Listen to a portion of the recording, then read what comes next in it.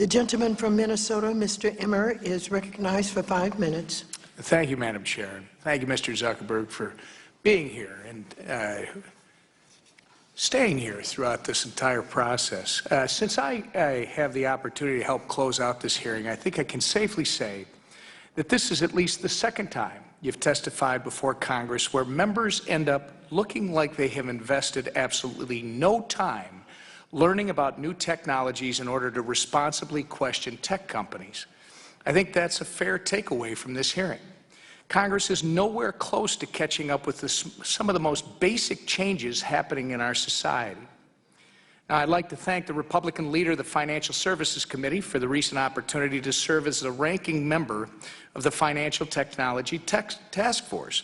In this new role, I look forward to working with my colleague, Representative Lynch, to foster a competitive environment in which American innovation can flourish. This includes cryptocurrency, blockchain networks, and every area of fintech. Mr. Zuckerberg, I have serious concerns about the structure of Libra and its establishment outside the U.S. I also think it's incredibly important to distinguish Libra from cryptocurrency and truly decentralized open public networks. But what I'm most concerned about is Congress and American regulators. Unfortunately, my colleagues have offered several proposals in conjunction with this hearing that could have a tremendously harmful impact on innovation in the United States. A few of these provisions appear to apply securities regulation beyond actual securities. As co-chair of the Blockchain Caucus, I frequently meet with entrepreneurs who try to follow the rules and never receive a clear answer from regulators that what they're doing is legal. It has not been clear whether innovators who play by the rules of the road will ever receive the assurances that the U.S. government will not come after them. Clarity is incredibly necessary in securities law. We can support open public networks, and we can do so in a nonpartisan fashion.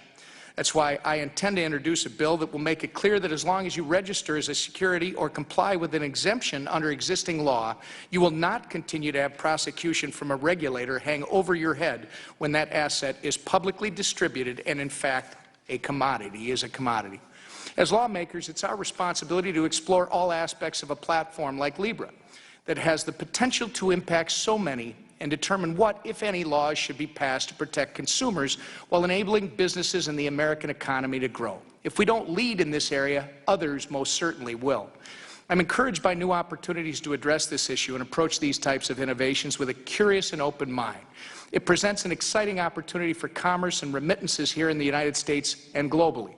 We all understand that any new innovation presents risks. The Financial Stability Board just last week issued a detailed report of the various risks that should be considered when we look at something like Libra, the Libra platform that can be viewed as what is called a global stablecoin or a potential global method of payment. These are serious risks that we as lawmakers and as a committee need to work through. But let me repeat that. We need to work through them. We should look at these issues, these opportunities, and these risks intelligently with input from experts in each of these areas. But what we should not do is immediately assume we need to ban them. The legislation identified for discussion during today's hearing would do just that.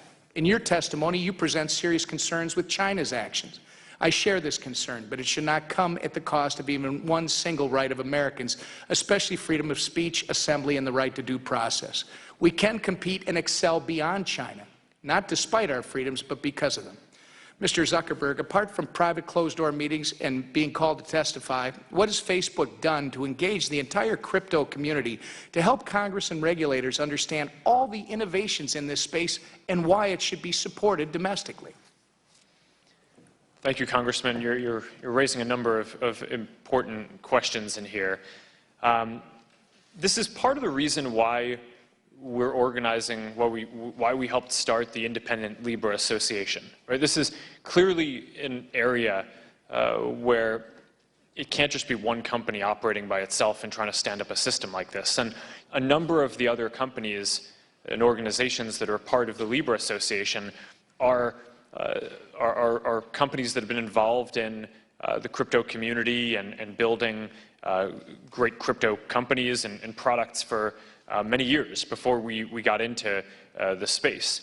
So I think that some of them have come up here and talked to all of you about the work that they're doing, given a diverse opinion on, I'm representing my views on how I think that this can advance our economy and help